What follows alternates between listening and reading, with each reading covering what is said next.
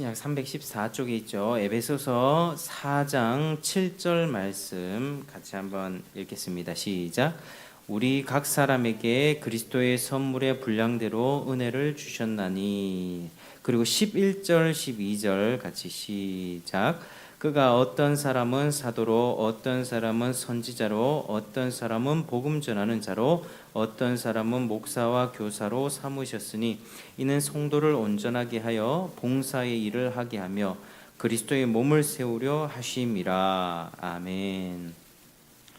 자, 우리는 이제 교회론에 대해서 살펴보고 있고요. 지난 주에는 이제 은사에 관해서 살펴보았습니다. 성령께서는 교회에 지체된 각 성도에게 은사를 주십니다. 우리는 누구나 예수를 믿게 되면 자기가 받은 은사가 있습니다.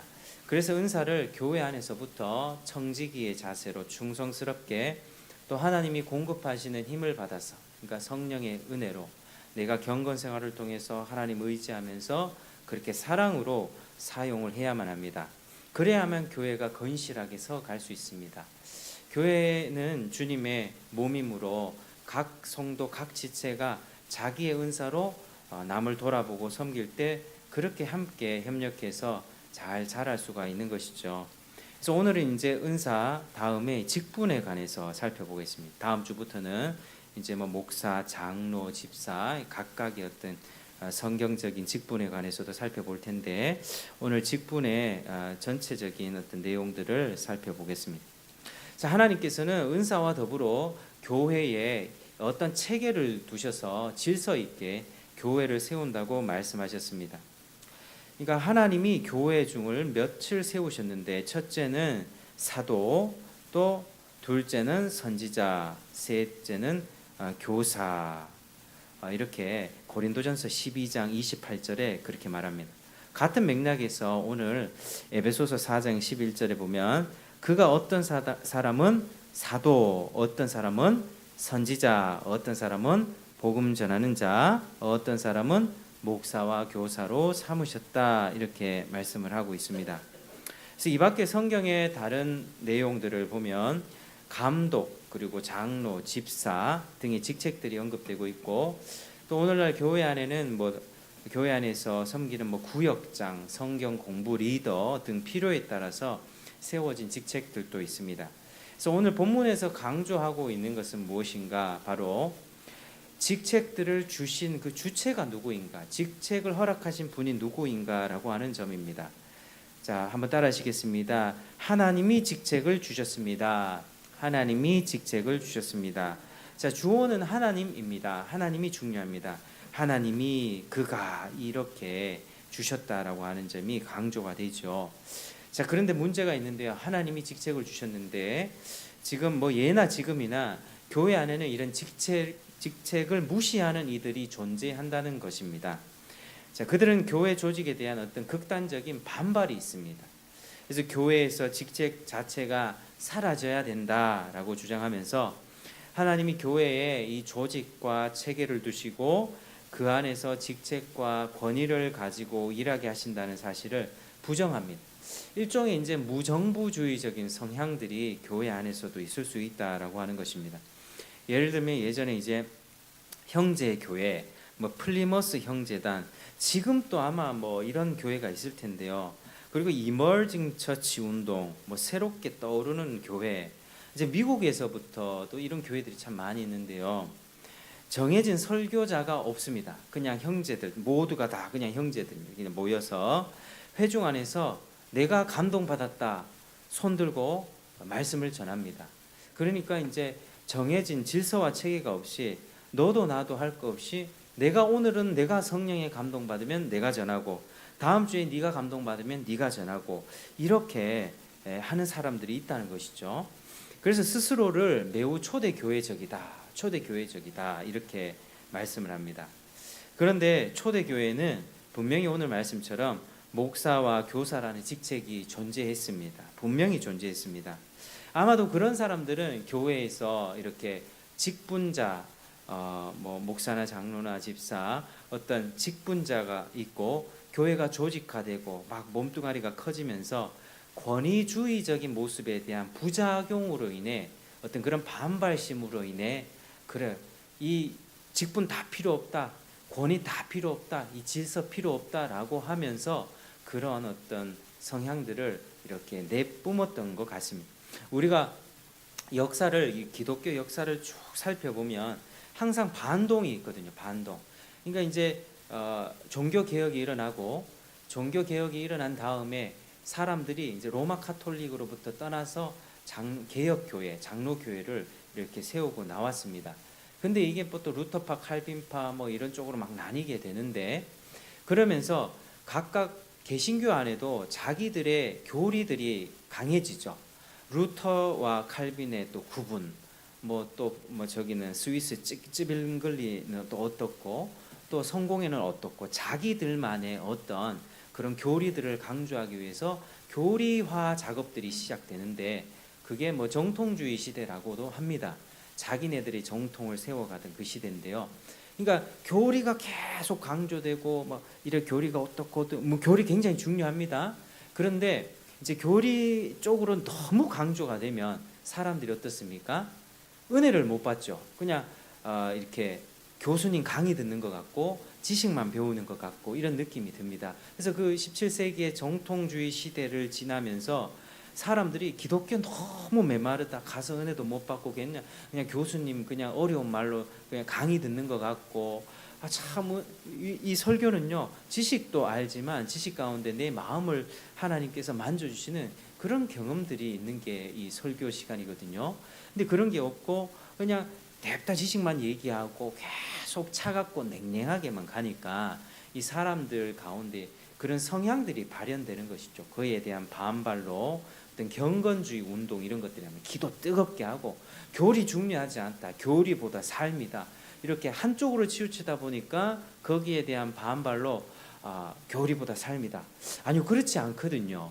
그러니까 우리는요 항상 진자 운동을 합니다. 이쪽으로 한번 쭉 갔다가 다시 이쪽으로 쭉 갔다가 그게 기독교 역사의 반복인데 그러면서 신학들이 형성이 되기 시작하고 우리는 내가 어떤 주장을 하고 또 어떤 사람이 어떤 주장을 했을 때는 내가 기독교 2000년 역사 가운데 어떤 정도 어떤 스펙트럼에 내가 속해 있을까.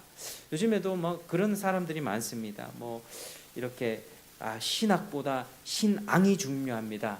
교리보다 삶이 중요합니다. 신학은 중요하지 않습니다. 막 이렇게 얘기하는데 그게 왜 옛날부터 그런 말이 있었거든요. 그 이제 19세기에 슐라이어 마을이라고 하는 사람이 독일의 낭만주의 있잖아요. 낭만주의는 예술과 철학과 문화에서 막 시적이고 감성적이고 막 이런 어떤 문화였는데 그런 문화 속에서 발흥된 기독교의 한 흐름입니다. 근데 그 사람 때문에 많은 기독교가 자유주의화 되었거든요. 근데 이제 그때 이제 그러한 반발심에 그렇게 했던 것이죠. 신학은 중요하지 않다. 하나님을 만나야 된다. 하나님을 만나고 체험하고 느껴야 된다. 그러니까 이게 어떻게 갔냐면 하나님의 성경을 무시하고 지식을 빼버리고 내 하나님 만났다. 나 찬송 부르다가 가슴이 뜨거워졌다. 기도하다가 뭔가 봤다. 이런 식으로 느낌, 체험, 무언가 영성을 추구하지만 지식이 빠져버린 사탄의 역사와 미혹이 끼어들 수 있는 그런 가짜 경험들이 굉장히 많아졌다라고 하는 것입니다. 그러니까 왔다가 갔다가 하는 것이죠. 그러니까 이러한 부분들도 지금 교회 안에 막 비대해지고 권위주의 막 이런 것들이 막 강해지다 보니까 거기에 대한 부작용으로 인해서 우리는 그거 다 없애버리자. 우리가 다 평등하다. 오늘은 자기가 감동받은 사람만 그렇게 설교하자. 이렇게 된 것입니다. 그러나 오늘날 이런 탈권위주의, 모든 질서와 그 권위를 거부하고 자기가 생각대로 그렇게 하는 대로 사는 그런 형태의 삶들이 많죠. 요즘 젊은 세대들은 무언가에 속박되는 거 싫어합니다. 교회 나오는 것도 이제 그냥 예배만 딱 드리고 나가버리지 교회에 속해서 뭐 활동하고 나를 오픈하고 이런 거 별로 안 좋아하거든요. 이게 이런 부분들이 있습니다. 그냥 나는 그냥 내 스타일대로 살 거야. 이런 마음들이 있죠. 그런데 몸에 어떤 장기가 문제가 생겼다고 해서 그 장기 자체를 무시하는 것은 어리석은 것입니다. 위가 탈났습니다. 그러면 위를 절제해 버리면 그게 옳습니까? 그거 아니죠. 그러니까 권위주의의 어떤 그런 부작용으로 인해서 권위 자체를 깨버린다. 그거는 경솔하고 어리석은 태도라고 하는 것이죠. 그래서 우리는 하나님이 세워주신 이 교회 안의 권위와 질서, 직책들을 잘 존중해야 되는데요. 이 본문에서 나오는 사도와 이 직책 중에서 이 사도와 선지자는 더 이상 볼 수 없는 직책이다 볼 수 있습니다. 복음 전하는 자도 마찬가지입니다. 오늘 여기 11절에 보면 사도, 선지자, 복음 전하는 자 요 세 그룹은요, 지금은 존재하지 않지만 초대교회 처음에 형성될 때에 주어진 특별한 직책이다라고 볼 수 있습니다. 그러니까 오늘날에도 사도가 존재한다 이 말이 맞습니까? 틀립니다. 오늘날 선지자가 존재한다. 틀립니다. 그런 그룹들이 신사도 운동가이죠. 예언하고 이상한 말을 쏟아내고 기적을 행하고 있는데 매우 비성경적입니다. 그 사람들은 일단 카리스마가 있어요. 뭔가 강단에서 말씀이 세고요. 그리고 권위적이고요. 그리고 신비하고 이적과 권능과 마치 하나님으로부터 직통 계시와 나가 하나님과 모세처럼 하나님과 1대1로 교감하면서 당장에 받은 말씀, 생생하고 따뜻하고 뜨거운 말씀을 딱 전하는 것 같지만 사람들에게 많은 영향을 주는 그룹이지만 매우 조심해야 되는 그룹들이죠. 그게 오늘 한국 교회도 많습니다. 미국의 IHOP, International House of Prayer, 이제 국제 기도회지, 마이클 비클이라든지 그런 운동들이 그대로 한국에 넘어왔거든요. 그러니까 24시간 기도한다는 것, 우리가 교대로 기도하는 것은 참 귀한 것이라고 생각합니다. 그런데 신사도 운동가의 어떤 그런 정신으로 24시간 기도하고 막 이렇게 하는 그런 어떤 그룹들이 다 요 신사도랑 조금 연관들이 있는 그룹들이거든요. 그래서 우리는 이렇게 비성경적인 행태들을 조금 분별하면서 또 배격하면서 하나님께서 우리에게 주신 이 직책과 권위와 질서를 주셨는데 거기에 주목해야 되는 것이죠. 하나님은 교회 안에 이런 체계와 질서를 주시고 이를 통해서 하나님 자신의 힘과 권위로서 교회를 질서 있게 세워 가십니다. 본문에서는 이런 세 가지 특별한 직책 외에 교회에 항상 있는 직책 5개 중에 2개 뭐가 남았죠? 목사와 교사가 남았습니다. 목사, 교사에 대해서 말합니다. 이 2개는요 거의 같은 대상을 일컫는 말입니다. 이 직분은 오늘날까지 존재하고 교회에 필요한 아주 중요한 역할들을 감당하고 있죠. 그래서 우리는 이런 직분에 대해서 바른 이해를 가져야만 합니다. 많은 이들이 성경적인 이해 없이 교회의 직책을 주관적이고 세상적인 관점으로 수행하는데 우리는 다시 배울 필요가 있습니다. 세상 조직은 어떻습니까? 부장, 과장, 대리 어떻습니까? 수직적인 계급 관계에 따라서 내 연차에 따라서 경험에 따라서 생기고 유지가 되죠. 그런데 교회 안의 직분은요 세상의 상하 직분, 수직 관계가 아니라 교회 안에 세워진 권위에 대한 이 순종은요 모든 권위의 원천이신 그리스도의 권위에 대한 순종에 따른 것입니다. 이 그리스도의 권위에 대한 순종에 따른 것이다. 따라서 이런 질서는 그리스도를 경외함으로써 형성되고 유지가 됩니다. 그래서 직책을 맡은 자는 이 사실을 명심해야 됩니다. 교회에서 어떤 직책을 맡았다. 세상 생각에 깊이 물든 사람들은 뭔가 이렇게 내가 높은 자리로 올라갔다 생각하지만 그게 절대 아닙니다. 가장 높으신 그리스도의 통치하에 내가 교회를 섬기기 위해서 섬기는 종으로서 그 직분을 받은 것입니다. 그래서 주님이 내게 직분을 주셨다. 권위를 주셨다. 이 권위는 어떻게 사용해야 되냐? 그리스도를 경외함으로 사용해야 되고 이로써 그걸 통해서 그리스도의 통치가 드러나야 한다는 의식이 있어야 합니다. 주님은 교회에 세우신 이 권위와 질서의 체계를 통해서 다스리십니다. 따라서 직분자는 하나님의 말씀 안에서 그 권위를 바르게 행사해야만 합니다. 어떤 사적인 판단과 욕구로 권위를 행사해서는 안 되죠. 교회를 누가 다스립니까? 누가 교회의 주인입니까? 오늘날에도 교회의 주인이 자기라고 생각하면서 교회의 모든 일들을 좌지우지하고 자기 눈에 벗어난 사람들을 비방하고 비난하고 쫓아보내고 사람들을 내 편으로 만들어가지고 파당짓는 그런 사탄이 하는 짓들, 사탄에게 속한 가짜 가라지 성도들이 참 많이 있습니다. 그 성도라고 할 수가 없죠. 그러니까 교회 이 교회 들어보고 저 교회 들어보면 우리 목사님, 제가 존경하는 목사님도 20년 넘게 개척을 하셔가지고 참 열심히 사역하시는데 제일 힘든 게 이제 사람을 못 믿겠대요. 사람을. 왜냐하면 그렇게 10년 20년 믿었던 사람이 뒤통수를 치니까. 그러면서도 저보고도 사람 절대 믿지 마라 뭐 이런 얘기들을 참 많이 하십니다. 그러니까 이제 참 서글픈 이야기죠. 우리 그리스도 안에서 한 지체면 우리가 서로 믿고 주 안에서 서로 사랑하고 격려하고 신뢰하는 관계가 되어야 될 텐데 워낙 그렇게 많은 어떤 어려움들 사람으로부터 당하고 그러니까 이제 그러한 권면도 하시는 것입니다. 교회는요 사람 몇 명이 다스리니까 내가 개척 멤버야 그거 아닙니다. 이 교회 보면요 교회가 개척돼서 나중에 이제 많아졌습니다. 질서와 체계가 생기고 하면요 꼭 보니까요 이 초창기의 개척 멤버들이 나중에는 또 이렇게 떠나게 되는 일들도 많이 있더라고요. 그런 것들이 참 가슴이 아팠습니다.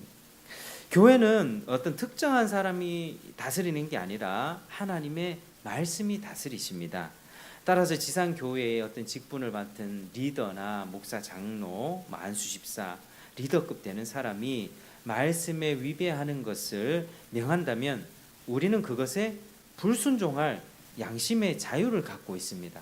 우리는 하나님을 향해서 하나님을 섬기기 때문에 이 말씀은 하나님 앞에 벗어난 건데 라고 딱 판단이 들면 그 리더가 그 말씀을 얘기했을 때는 아니요 라고 얘기할 수 있는 것이죠. 리더의 말에 무조건 순종해라 그거 옳지 않습니다. 하나님의 말씀과 부합할 때 순종해야 되지 하나님 말씀에 부합하지 않는데 진리를 거스리는데 너무 인간적이고 세속적이가 빤한데 그러한 명령 우리가 순종할 수 있습니까? 내 양심의 자유가 그걸 허락하지 않는데 순종할 수 있습니까? 순종하지 못합니다. 교회의 리더 가운데는 성품이 부족하고 인격이 좀 부족할 수 있습니다. 아직도 사람의 성향에 따라 누구는 좀 개팍할 수 있고요. 누구는 좀 셀 수 있고요. 누구는 너무 연약하고 마음이 약할 수 있습니다. 그런 어떤 부분들이 있을 수 있는데 그런 성품이나 인격 면에서 좀 부족하다고 불복종할 수 있다는 것이 아니라 그의 입에서 전달되는 그 말씀이 진리에서 확연하게 벗어났다. 그렇다면 불복종할 수 있는 부분입니다. 그것이 우리가 가진 신앙의 양심으로 하나님께만 충성하는 태도입니다. 마치 아내가 부족한 남편에게 존경과 순종을 표하듯이 자녀들이 부모가 완전하진 않지만 꼭 그런 애들이 있죠. 이 부모의 연약함을 보면서 너 이거 이렇게 해야 돼. 엄마는 그렇게 안 하잖아요. 막 이렇게 얘기하죠. 뭐 일차적으로 부모의 책임이 있겠죠. 그런데 이 자녀들이 부모의 부족함을 보면서도 그래도 순종해야 됩니다. 그걸 또 가르쳐 줘야만 합니다. 부모의 입장에서는 내가 하나님 앞에 최대한 순종하는 사람으로 살기 위해서 기도하고 애쓰고 노력해야 하겠지만 어쩔 수 없이 우리 연약함이 드러날 때 그래도 자녀들은 순종해야 되죠. 그것이 겸손하게 주님이 세우신 질서를 존중하는 것이고요. 주님은 그런 사람들에게 복을 주십니다. 그래서 이제 강단에서 칼빈도 그렇게 얘기를 합니다. 왜 다른 사람보다 더 특별하고 더 이렇게 탁월한 사람을 세워가지고 말씀 사역을 하는 것이 아니라 정말 평범한 사람, 그냥 뭐 목회자가 되기 위한 뭐 여러 가지 과정과 준비는 있겠죠. 아주 우리와 똑같은 평범한 사람을 세우셔서 말씀을 맡기시고 또 청중들로 하여금 그 말씀을 듣게 하시는가? 그것은 청중들의 겸손함을 보기 위해서다라고 얘기합니다. 그러니까 저도 뭐 똑같은 사람이죠. 똑같습니다. 여기서 강단에서 내려가면 똑같습니다. 집에서 뭐 두 아이의 아빠고요. 뭐 고향집에 가면 그냥 뭐 철없이 살아왔던 그냥 한 아들입니다. 그런데 하나님이 남들과 다르지 않은 저를 세우셔서 이렇게 하는 것은 여러분들로 하여금 이 말씀 부족하지만 이 입에서 나오는 말씀을 하나님의 말씀으로 받고 그리고 그의 겸손함을 통해서 하나님은 그에게 복을 내려주시기 위해서 그렇게 하신다라고 하는 것이죠. 그래서 우리가 이런 부분을 생각해야 되고요. 직분은 섬기기 위한 자리라는 것을 반드시 기억해야 합니다. 자기 과시, 나 어느 교회 목사인데 어느 교회 장로인데 막 이런 거 있지 않습니까? 그거 지배권을 행사하는 자리가 절대 아닙니다. 더 낮아져야만 합니다. 더 낮아져야만 합니다. 예수님이 제자들의 발을 씻기신 것을 보십시오. 발을 씻긴다는 것은 내가 그의 앞에 무릎을 꿇고 가장 낮은 자리에서 당신을 섬기겠다라는 뜻입니다. 섬김의 자리입니다. 한번 따라 하시겠습니다. 직분은 섬김의 자리입니다. 직분은 섬김의 자리입니다. 그러므로 우리가 교회 직분자를 세울 때에는 그의 사회적 배경이나 재산이나 학력 등을 기준해서 하는 것이 아니라 그가 다른 그리스도와 다른 지체들을 꾸준하게 진실하게 섬기는지를 봐야 되는 것이죠. 물론 기본적으로 예배에 충실하고 스스로의 경건생활, 기도, 말씀 등의 은혜의 방편들에 충실하고 하나님을 전적으로 의지하는 자라야만 합니다. 그게 기본입니다. 기본. 그리고 반드시 오랜 시간 동안 지켜봐야 할 문제이죠. 우리는 완벽한 사람을 찾아서 세우자는 것이 아니라 주님에 대한 신앙이 정말 진실하고 그 방향성이 맞는가, 그리고 그리스도의 몸인 교회 성도와 지체들을 향해서 섬기려고 하는지, 그리고 정말 사랑으로 봉사하려고 하는지, 그것이 자신의 삶에 녹아 있는지를 보자는 것입니다. 그게 직분자를 세우는 어떤 하나의 기준이 될 수 있습니다. 그래서 오늘날 잘못된 직분을 주는 형태들 어떤 것이 있습니까? 그 사람의 사회적 체면을 세워주기 위해서 집사를 준다, 장로를 준다. 이 사람이 회사에서는 잘 나가는 부장인데요, 교회에 와서는 아직 직책이 없습니다. 그러면 이제 안수 집사 정도 해야 되지 않냐, 옆에서 바람을 불죠, 장로 정도 해야 되지 않냐, 세상에서 부장과 여기가 집사 장로가 무슨 상관입니까? 그의 신앙과 방향을 봐야 되죠. 그러니까 그런 사회적 체면을 세워주기 위해서 세상의 관점으로 직분을 준다. 필히 그 사람 문제 생깁니다. 그렇게 직분 받아서 신앙의 방향과 어떤 진실함이 없이 그런 사람 사회에서 높은 자리, 그것도 높은 자리인 것처럼 대접받으려고 하는 그런 마인드로 직분을 받았다면 어떻게 교회가 서 나갈 수 있겠습니까? 그래서 그런 관행들은 없어져야만 하고요. 우리 목회자들도 그런 부분의 기준에서 정확하게 생각하고, 그 사람이 밖에서 돈 많이 벌고 11조 많이 하고 헌금 많이 바친다 할지라도 거기에 기죽으면 안 되고, 그 사람 하나님 말씀대로 하고 그 사람이 나가면 나간다라는 그런 마음을 가지고 그렇게 해야 되지. 저 사람 나가면은 교회 재정 힘든데, 모르겠습니다. 저는 그런 경험이 없으니까 그런 참 유혹들이 있는 것 같아요. 그래서 기도하지 않으면 안 되는 자리가 또 이 자리인 것 같고, 참 하나님 앞에 그러니까 기도해야죠. 내가 연약하니까, 내가 사람의 눈치를 볼 수밖에 없으니까 하나님의 말씀을 그대로 전해야 되는데, 사람 눈치 보다가 하나님의 영광 땅에 떨어뜨리고 잘못 세워놨다가 이 사람 나중에 교회 두 쪽 나고 나중에 법원 가가지고 이 교회 문제 이게 뭡니까? 그렇게 될 바에야 참 차라리 지금 욕을 먹더라도 하나님 앞에 탁 성령의 은혜로 하는 것이 그게 하나님이 기뻐하시는 방향이죠. 또 어떤 거 있습니까? 신앙 별로 없는데 이 사람 집사 주면 교회에 묶어두기 위해서, 이 사람 집사 주면 교회에 잘 나올 거야 라는 인간적인 생각, 아주 어리석은 생각이죠. 어떻습니까? 그런 목적으로 사람을 세울 바에야 안 세우는 것이 낫습니다. 그 사람이 내 왜 직분 안 줘요? 삐지고 그냥 나가는 게 좋습니다. 왜냐하면 그렇게 세워놨다가 나중에 필히 문제가 생기고 쪼개지기 때문이죠. 그래서 그런 사람들은 신앙을 지속하지 못하고 그리스도의 영광에 먹칠하는 일이 필히 생깁니다. 그 사람 세워서 교회에 묶어두려고 했다가 본전 또 못 찾는 경우가 실제로 많죠. 그래서 우리는 자꾸 한 사람 더 묶어두려고, 한 사람 더, 저는 그게 참 너무 제 마음에 자꾸 걸려요.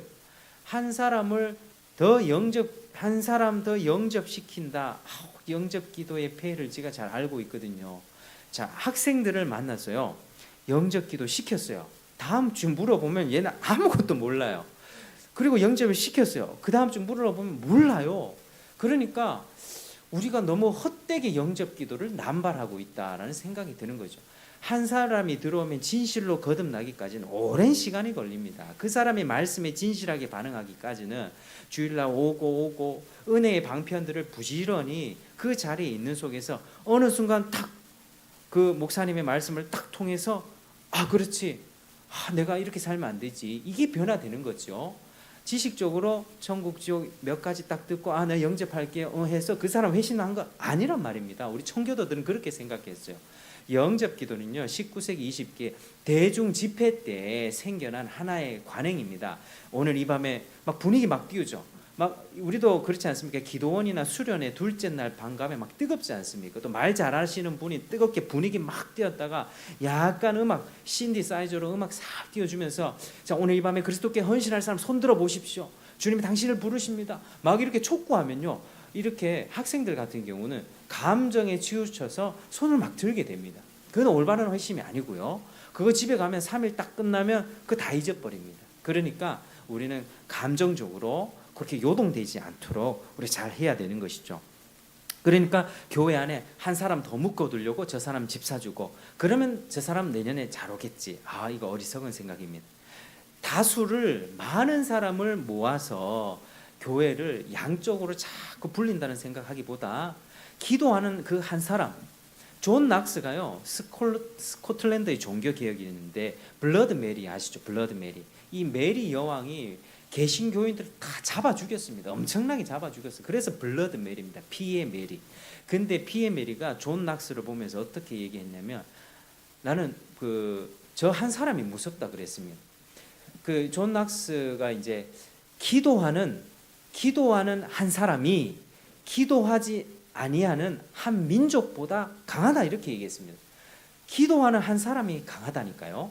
우리 중에서 한 사람이 기도의 용사가 되고 두 사람이 기도의 용사가 되고 그러면 이 교회가 비록 몇 명 안 모인다 할지라도 기도의 용사가 5명, 10명 되면 기도하지 아니하는 교회 100명 있는 교회 그냥 예배만 드리고 그냥 갚버리는 그냥 100명만 있는 교회보다 기도의 용사 10명 있는 교회가 훨씬 강하고 훨씬 더 많은 일을 하게 됩니다. 이게 하나님이 일하시는 방식이죠. 하나님이 언제 수 가지고 일했습니까?